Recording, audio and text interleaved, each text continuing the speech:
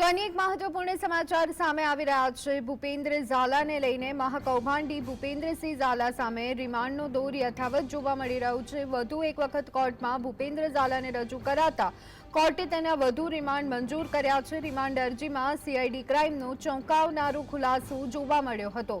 ઝાલાએ અગ્રીમેન્ટ કર્યા તેમાંથી 1286 સ્ટેમ્પની એન્ટ્રી હજુ પણ ગાયબ જોવા મળી રહી છે। રોકાણકારો સાથે 12,518 સ્ટેમ્પ પેપર ખરીદ્યાનો તપાસમાં ખુલાસો થયો હતો। કરોડોના હિસાબનો તાળો મેળવવા તજવીજ હાથ ધરાઈ છે અને આ સમગ્ર બાબતમાં પોલીસ પણ અત્યારે હાલ ગૂંચવાયેલી જોવા મળી રહી છે। મોટા રોકાણકારોને ₹25 લાખથી લઈ 4 કરોડ સુધીનું રોકાણ કરાવ્યું હતું।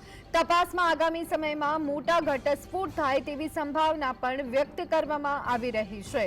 તો મહાકૌભાંડી ભૂપેન્દ્રસિંહ ઝાલા સામે રિમાન્ડનો દોર યથાવત જોવા મળી રહ્યો છે।